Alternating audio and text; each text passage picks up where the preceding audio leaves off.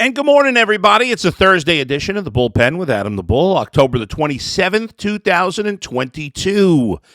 I was going to have Jason Lloyd on today, but we had some technical difficulties, so we'll try for Jason another day. We'll have a Didi Kinkaball on at some point as well.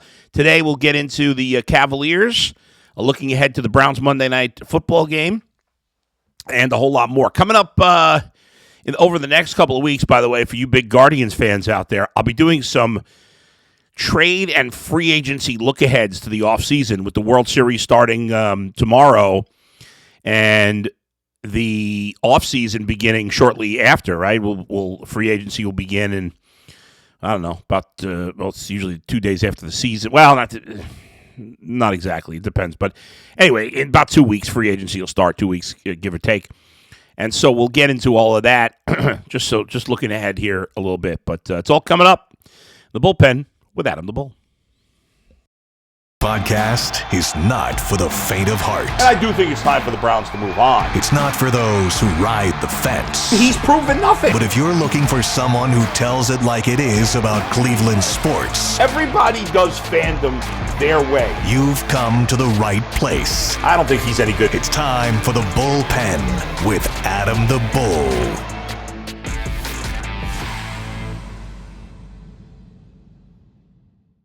Bow, bow, da, bow, bow, bow. Bow, bow, bow, bow, bow, bow. I got to send a text real quick. I forgot to send a text this morning that I needed to send before I did the podcast, and now I'm trying to quickly do it as we start here. It's inappropriate. It's unprofessional, but I'm doing it anyway. I apologize. And there you go. Here we go. There we go. All right, so let's start with the Cavaliers. That's actually what I'm texting about. The Cavaliers. Last night, Cavs improved to 3-1 on the season, defeating the 0-5 now Orlando Magic. Although the Magic, and listen, I don't pretend to be an expert on young players coming into the league, especially ones that are not on the Cavaliers. But I thought the Magic seemed to me like an interesting young team. Obviously, they're very inexperienced. And they don't have a great team or anything, but their starting lineup is pretty, like, they were, hustling there. They had a lot. They were really good on the glass, especially for the first three quarters of the game. And they're an interesting young team. Obviously, they're way behind the Cavs, but they didn't seem terrible to me. Maybe I'm wrong. Maybe they'll win 10 games this year. I don't know. By the way, speaking of their young players, Manute Bol's son, of course, Bol, on the Magic, it was pretty wild watching him play. I mean, he's dribbling the ball at 7, whatever he is, 7'3", 7'2", at 9 points and 10 rebounds. That guy, though, wow, man, he makes Tristan McKenzie look a little hefty. I mean, he had the skinniest legs I've ever seen on an athlete. It's just so weird. I mean, obviously his dad is a tall, thin guy, or was a tall, thin guy as well, but it was pretty cool. Anyway, and that Wendell Carter is a good player, and Banchero, I'm probably saying his name wrong. I apologize. I think it's Paolo Banchero. He was a pretty cool player too. So anyway, I'm just kind of hyping up the Cavs win a little more by saying that, I don't know. I thought the Magic were a fun team to watch, and I thought it was a fun game to watch. And the Magic hung in there with the Cavaliers until the fourth quarter, and it was a game where obviously Darius Garland's still out of the lineup, hopefully back soon. But even on a day where Darius Garland didn't play, and the Cavs, starting guards, did not shoot the ball well at all. I mean, Donovan Mitchell obviously had his worst game as a Cavalier. He was 5 of 19 from the field. He and Karis LeVert combined to go 8 for 31 from the field and 4 for 14 from 3. Those are terrible numbers. It's not an indictment on either of those guys. Sometimes you have a bad day. Donovan Mitchell, however, only turned the ball over once as much as he touches the ball for 37 minutes. So only 14 points on poor shooting, but he had 4 rebounds, 8 assists, 2 steals, and only 1 turnover. LeVert did turn it over 5 times. Cavs were a little sloppy at times with the ball, especially in the first half. But despite only 14 for Mitchell and 12 for LeVert, the Cavs still win, pulling away in the fourth quarter to win by 11 points over Orlando. Evan Mobley was phenomenal on offense. I'd like to see him have more than 3 rebounds, but, Obviously, Jared Allen does a lot of that work in the paint, and Kevin Love was on the glass, obviously, when he's in with them. But Mobley's offensive game looked really sharp yesterday. I mean, he just he's growing into his body, his adult body. Guys, it's very different than in the NFL and in Major League Baseball, because even though baseball players get drafted sometimes as young as 16, for the most part, we don't see guys in the majors and we don't see guys in the NFL till they're like 22, 23. Whereas in the NBA, we see guys 18, 19, 20 years old all the time. Evan Mobley is still just 21 years old. I mean, he just turned 21 this summer. And, he and the difference in terms of like strength and filling out right between 18 and 22, 23 can be a big difference for some guys. And Mobley, you'd think as a pro, now this is his life, is going to keep getting bigger and stronger. Clearly, he's gotten a little bigger than he was last year, and he's getting more aggressive, and that's the part of his game that certainly still has a lot of room to grow. But I loved what I saw from him offensively in this game last night. And he's a solid passer for a big man, and he was really nice around the basket. Earlier in the season, he took some threes in some games. No threes. I mean, he was in the paint a lot, and he was 9 of 15 from the field. He had a good, while LeVert and Mitchell struggled with their shooting, and the Cavs in general, outside of Dean Wade, they couldn't really make a three. I mean, the Cavs Dean Wade is 4 of 7 from three. The rest of the Cavs was 6 for 26. I mean, they were terrible from three. I mean, LeVert, 3 for 7, I guess not that terrible, but Jetty had a bad day from three. Although Jetty still had another decent game, 14, 7, and 3. But in the paint, that's where the Cavs were great. Mobley and Jared Allen were phenomenal. They combined to go 16 of 26 from the field. Mobley had 20, as I mentioned. Jared Allen had 18, so they were the two leading scorers on the Cavaliers. Jared Allen was he was all over the place. I mean, I said this about, who did I say this about on the guard? I think it was it Jose Ramirez? I can't remember now. I probably said it about Nick Chubb.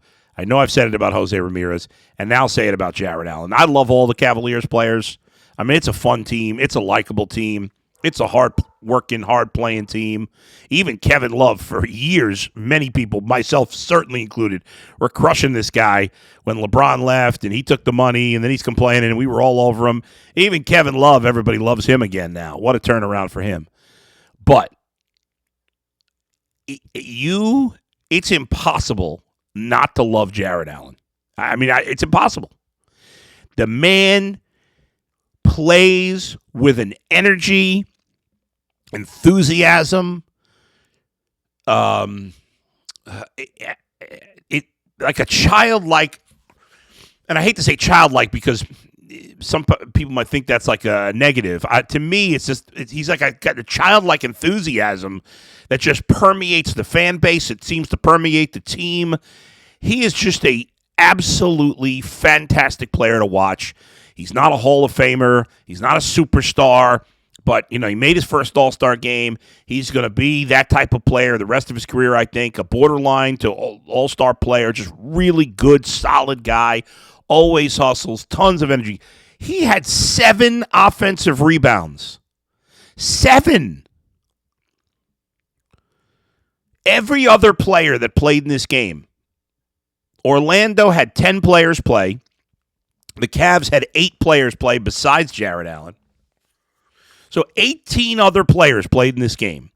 And those 18 players combined had 15 offensive rebounds. Okay? Let me give you that again. 19 players played in this game. Jared Allen and 18 other guys. All played double-digit minutes, except for 2 guys, Bamba and KK. I don't know how to pronounce his name. I can't remember. For Orlando, he didn't play much.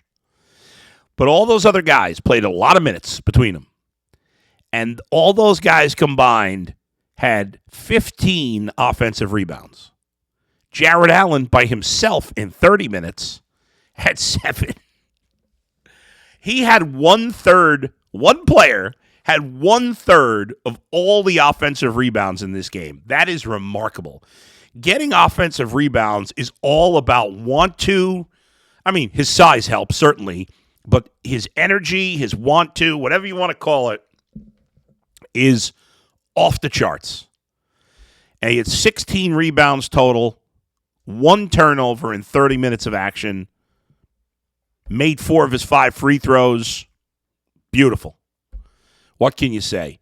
Again, Kevin Love off the bench, he didn't shoot it well. It's funny. I mean, you think about it. Donovan Mitchell has a terrible shooting day. Karis LeVert had a terrible shooting day. Jetty was 1 of 5 from 3. Kevin Love was 0 for 5 from 3 and 1 for 7 from the field. I know it's not a great team that you're playing. I know it's at home, but you still found a way, and without your 1B player, and you still found a way to win by 11 points, pulling away when it mattered down the stretch. So, nice job by the Cavaliers. It was an absolutely fun game to watch, even though it was sloppy. So it was just a weird game that was sloppy, but still fun. I love watching this team. It's a pleasure. And we're also miserable about the Browns right now, that it's just a pleasure watching the Cavaliers play. But nothing's, I mean, again, nothing. Jared Allen just tops them all. He's not the best player on the team. He's probably going to be the 4th best player on this team by the time they're, playing for a championship one of these years. But he's the heart and soul of this team, I believe. I believe that. Until I'm told otherwise, I got to ask Chris or Jason about that. But he seems to me like that. He's the guy that brings it all together. And as a coach, you got to love having a guy like that in your team. He's awesome. All right, I'm going to take a break. When we come back, I'm gonna do a little Browns. It's tough. My eyes are getting a little better. No, wrong eye. Well, that eye's a little jacked up too, but getting a little better. Not as noticeable on the camera. Folks, I do want to talk to you about Built Bar. Everybody loves Built Bars. We're talking about on the TV show all the time.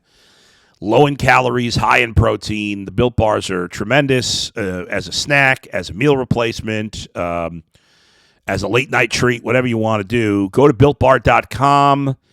Use the promo code LOCKEDON15 and get 15% off your next order. That's LOCKEDON15. 15% off your next order at BuiltBar.com. Quick break. I'm throwing the headsets off for a sec.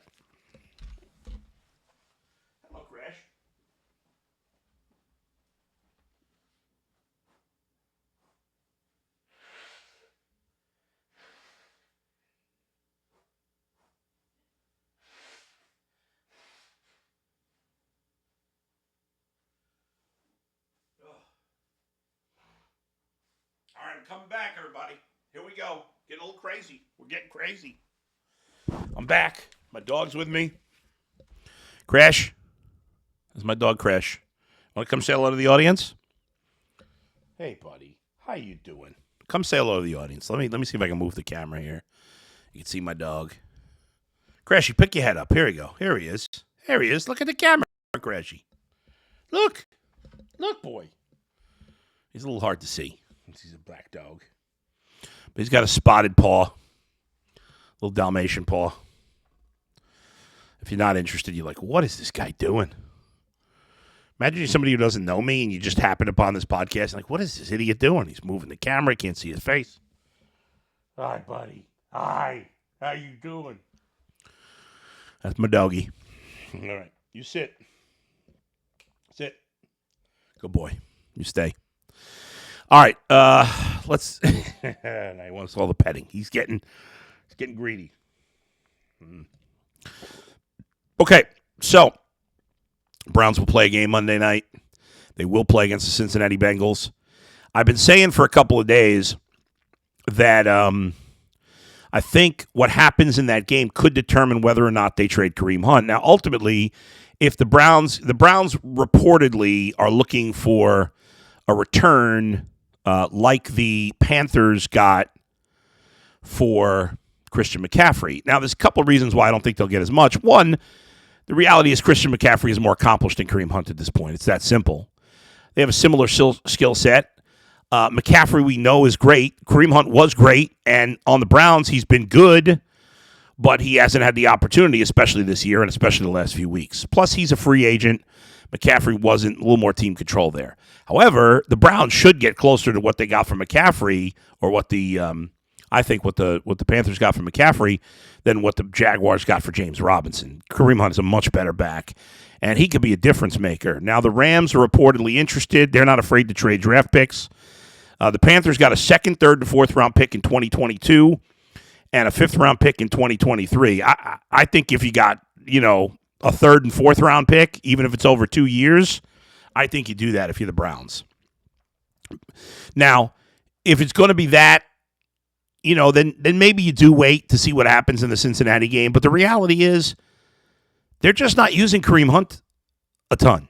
So if you're not using the guy anyway, and you have capable backups, or at least one capable backup in Dearness Johnson, we don't know about Jerome Ford yet. By the way, I just in a keeper fantasy league where my team is, I'm for only the third time in 25 years I'm playing for next year. I'm trading off. I'm a seller. I just picked up both Jerome Ford and Dearness Johnson for $1.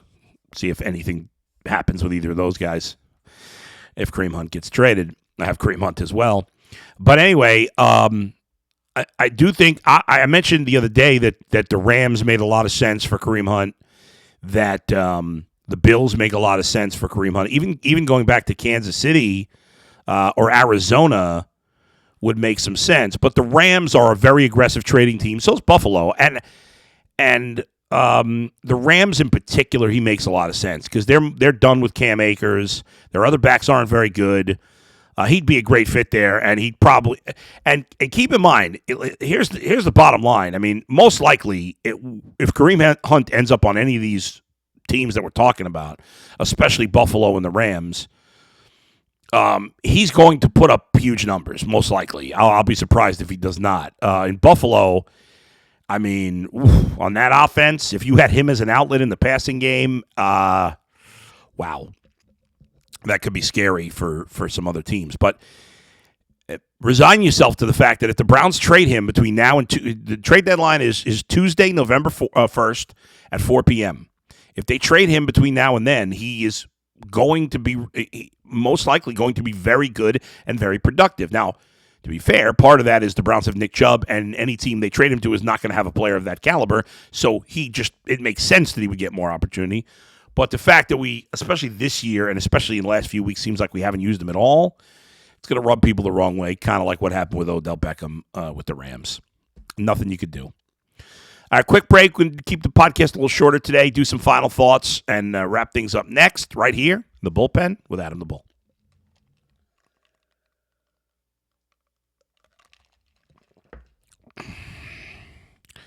Wanted to preview the World Series a little bit. And I'll also give you the picks for tonight, Thursday Night Football. World Series starts tomorrow. I'll be rooting for the Phillies. It's not even the cheating with the Astros anymore. Because and I was angry at the time, and I'm just kind of over it at this point. The Astros have proven themselves post-cheating scandal. They're a great team with great talent. If you want to boo, that's fine. I don't care. But I'm done with that. They're a really good team, and I'm glad they beat the Yankees. And they crushed the Yankees, and obviously they've not lost a game in the playoffs. They're a perfect 7-0. It's going to be hard for the Phillies to win, but I grew up a National League fan, and so I usually root for the National League in the World Series. Obviously, I've become the Guardians have become my second favorite team since moving. Well, yeah, I mean since I don't know if it's since the moment I moved here, but especially in the last 6-7 years, my affinity for the Guardians has really picked up. And so, obviously, I'd root for them in the World Series. But in general, I root for the National League unless it's the Mets or the Cardinals. I would never root for the Mets or the Cardinals in the World Series. I'm trying to think if there's any other team. At this point, I'm sick of the Dodgers. I wouldn't root for them either. So it depends on the matchup. I like the Phillies. I've kind of always liked the Phillies, too. Part of that's because I worked for that. Well, and technically worked for the Phillies, but I worked for one of their minor league teams from 99 to 01. Probably many of you know that when I did play-by-play for the Batavia Muck Dogs. And so, obviously, a number of the players that played while I was there doing play-by-play made it to the majors. Those guys are all retired at this point, but so I had, so I kind of had a root for the Phillies a little bit too because I knew some of the players, and of course Kyle Schwarber played with the Cubs, and so I like Kyle Schwarber, and I'd rather see him win and them win than the Astros. So plus the Astros are the favorites in the series, but the Phillies have been a fun, feisty team, and I really think the Phillies are going to pull this off. I think the Phillies are going to win this World Series. I think it's going to be a magnificent World Series, back and forth slugfest. There's going to be moments where nobody can beat the Astros and moments where the Phillies win wild games. I like the Phillies in 7 to win the game in Houston, Game 7. I think it's going to be a crazy series. I think the Phillies I think they're going to split the first 2 in Houston. I think the Phillies will take 2 of 3 in Philly, be up 3-2. Astros win Game 6. Everybody picks them to win Game 7, and the Phillies pull it out. It's going to be nuts. I might be wrong. The Astros might sweep them and go 11-0 in the playoffs. Who knows? But I do like the Phillies in the series. Finally, Thursday night football. If we have any hope of the Browns still making the playoffs, we've talked about it, they got to beat Cincinnati to stay within 2 games of the Bengals. Well, actually, they'd only be a game back of the Bengals if they win. But the other team, of course, that you're concerned about is the Ravens, and you've already lost to the Ravens. So if you beat the Bengals, then you're more worried about the Ravens because you'd have a tiebreaker, at least for now, over the Bengals, but not over the Ravens. The Ravens are playing tonight, Thursday night football, against the struggling Tom Brady and the Buccaneers. However, Tampa Bay is a 2-point favorite in this game at home. I don't know what to make of this game, honestly. I don't think the Ravens are a very good team. I think they're okay. I don't think Lamar Jackson's playing great football. But the Buccaneers, they've lost 4 out of 5. And their offense has been pretty bad. They've only scored 42 points in the last 3 games for a Tom Brady offense. It's hard to believe. In fact, the Buccaneers have only scored more than 21 points once in 7 games, and that was in a loss to the Chiefs, that wild game when they lost 41-31. The other games, they've scored 19, 20, 12, 21, 18, and 3. Their offense has been bad. Obviously, they've had some injuries at wide receiver. They've had injuries along the offensive line. Leonard Fournette's not been very good. He's been okay, but he hasn't been as good as he was the last couple of years. So this is a fascinating game because people, for the first time, Tom Brady's looking human. There seems to be maybe some frustration that he's not all in this year. And this is going to be one of these games at home that if they lose, now you've lost 5 of 6, you're 3 of 5, and maybe things unravel for Tampa Bay. I don't think Brady goes out like that. And maybe it's just I'm biased and I want the Ravens to lose. I'm trying to keep my biases out of it because I don't really like Tom Brady. But I do like the Bucks. I don't feel it's not a high confidence pick, but I am leaning towards the Bucks to win this game by a field goal. So I'll take Tampa Bay by 2 at home. All right, that's going to do it for this Thursday edition of the Bullpen. I'll talk to you tomorrow. We'll have plenty to get to on a Friday podcast, and then of course Monday we'll preview the Monday Night Football game next week. As the Browns this weekend, you just watch whatever you want, or you could avoid football altogether if it's making you depressed. Make sure you follow me on Twitter, please, at Adam the Bull. I'm sure you do. Please make sure you subscribe to our YouTube page, the Ultimate Cleveland Sports Show. We are approaching 17,000 subscribers, top 5% of all YouTube channels, and we want to get to 20,000 by Thanksgiving. I'm just making that goal up. I'd like to see us get to 20,000 by Thanksgiving. That's a lot. We need about 3,100 more subscribers in the next 5 weeks. But I think we can do it because we got such great fans. So subscribe to the YouTube page. That's where you find this podcast as well. Make sure you click the bell. Then you get notifications whenever I put out a podcast, whenever we're going live to react to a game or to react to some breaking news, whenever we put out a video from the show. Learn more about becoming a super fan. Learn more about subscriptions we're now offering to the Ultimate Cleveland Sports Show, or will be offering soon. Also, check out my Cameo if you want me to make a video, bust your friends, you-know-whats. Check me out on Cameo, Adam the Bull, and check out my website for a chance to book me for special occasions, speaking engagements, I can marry you. I am legally certified as a pastor. I don't know if it's a pastor. I can't remember what it is.